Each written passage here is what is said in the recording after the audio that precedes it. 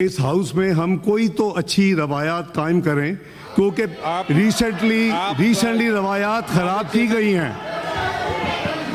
جناب پریزائڈنگ افسر صاحب، مجھے آپ نے اجازت دیجیے تو میں آپ کو بتاتا ہوں. مائک آن کر دیجیے. اگر جی علی ظفر صاحب جی، آج کا اجلاس جو جناب پریزائڈنگ افسر صاحب جو بلایا گیا ہے اس میں چیئرمین سینٹ اور ڈپٹی چیئرمین سینٹ کا الیکشن کرانے جا رہے ہیں. یہ بالکل غیر آئینی اور غیر قانونی اقدام ہے.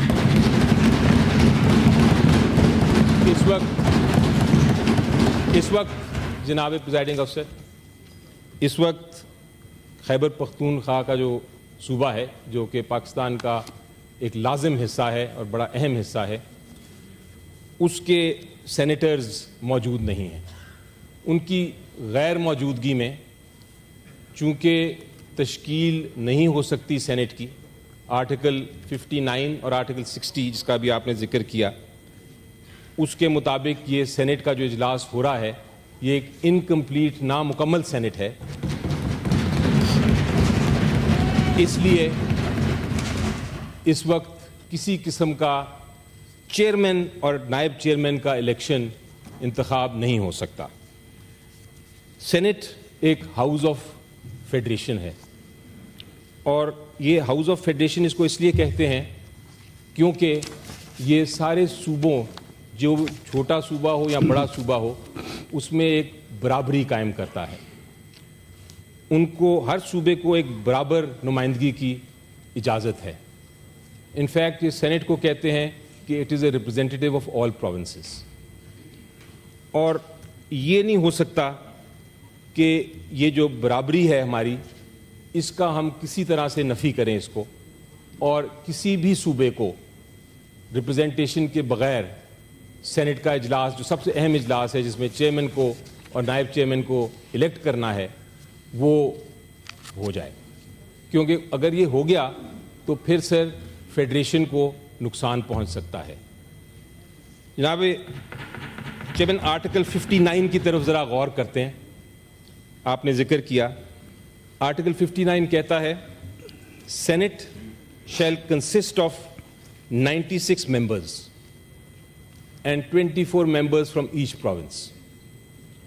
اور آرٹیکل 60 کہتا ہے کہ after senate has been constituted in accordance with article 59 تب ہی وہ اس کے اوپر چیئرمین اور ڈپٹی چیئرمین کا الیکشن ہوگا. یعنی کہ مطلب یہ ہے کہ آرٹیکل 59 کے مطابق جب تک ہر صوبے سے منتخب سینیٹرز آ کے اپنا حلف نہ اٹھا لیں، تب تک senate house of federation, upper house of parliament, وہ کمپلیٹ، وہ مکمل نہیں ہوتا.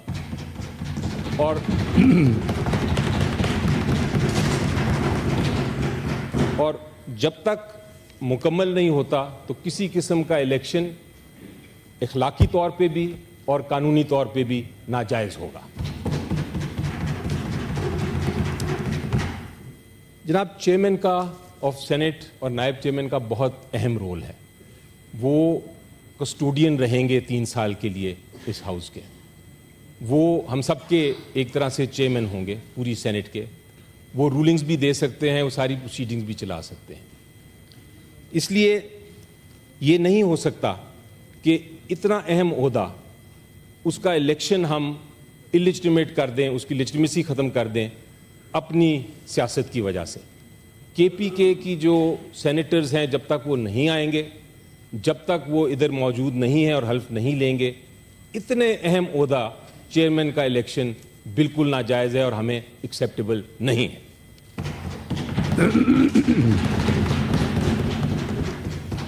جناب ایک حقیقت ہے کہ الیکشن کمیشن آف پاکستان ہر وہ حرکت کرتا ہے، ہر وہ اقدام اٹھاتا ہے جو کہ آئینی بحران پیدا کرے.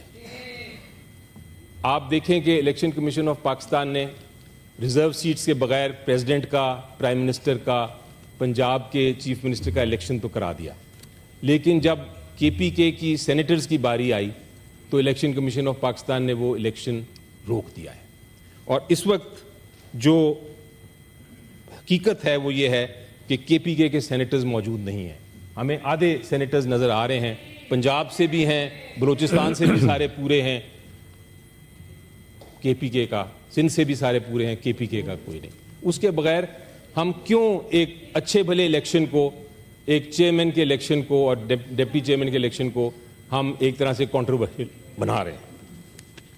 جناب, یہ آخر میں یہ کہنا چاہوں گا کہ اس ساری وجہ سے پی ٹی آئی کا جہاں تک موقف ہے, ہم الیکشن میں حصہ لینا چاہتے تھے, ہم بھرپور حصہ لینا چاہتے تھے. ہار جیت تو الیکشن کا ایک حصہ ہے, لیکن اس قسم کی جب سچویشن ہو جہاں ایک آئین کے مطابق سینٹ کا اجلاس چل ہی نہیں رہا, جہاں الیکشن آئین کے خلاف ہوں گے, ہم اس کا حصہ نہیں بن سکتے. اس لیے آپ سے التجا ہے کہ اس سیشن کو پوسٹ پون کیا جائے, اور اس سیشن کو پوسٹ پون کرنے تب تک کیا جائے جب تک کے پی کے کی الیکشنز نہیں ہو جاتے, اور کے پی کے ہمارے جو ساتھی ہیں وہ پوری طرح اس ایوان میں آ کے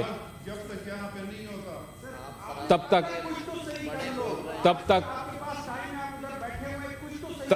تک ہم اس انتخاب میں حصہ نہیں لیں گے. اور آپ اس کو, آپ سے التجا یہی ہے کہ اس کو آپ ایڈجرن کر دیں اور تب یہ سیشن کال کریں جب ہمارے کے پی کے سے لوگ آ جائیں گے. بہت شکریہ جناب. ایک سیکنڈ, ہم نے ایک سیکنڈ آخر میں سر ہم نے ایک خط بھی لکھا ہے. بیٹھ جائیں پلیز, بیٹھ جائیں, آپ بیٹھ جائیں بٹ صاحب. جی, سیکرٹری سینٹ کو ہم نے ایک خط بھی لکھا تھا کل جی, اور اس میں ہم نے یہ لکھا تھا, اس کا میں تھوڑا سا پڑھنا چاہوں گا. اور میں یہ کہنا چاہوں گا کہ as stipulated in Article 59 of the Constitution of Pakistan 1973, the Senate is to comprise a total of 96 members, with 23 members elected from each province and 4 from ICT.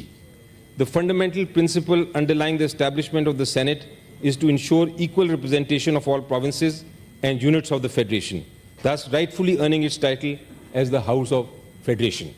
It is a serious matter that must be highlighted. The current situation where Khyber Pakhtunkhwa, an integral province of our nation, is being deprived of its legitimate right to participate in the election of the chairman and deputy chairman of the Senate, as stipulated in Article 60, Sub-Article 1 of the Constitution, which states that after the Senate has been duly constituted, isko underline kar dein sir, after the Senate has been duly constituted, it shall, at its first meeting and to the exclusion of any other business, elect from amongst its members a chairman and deputy chairman. As the Election Commission of Pakistan has not fulfilled its constitutional duty by postponing the elections in KP on 2nd October 2024, given the importance of upholding the constitutional principles and ensuring the fair representation of all provinces. یہ بہت ضروری ہے sir, fair representation of all provinces. We urge you not to initiate the process for elections for the Senate chairman and deputy chairman until the total number of members in the Senate reaches the constitutionally mandate 96 and Senate elections in KP are held.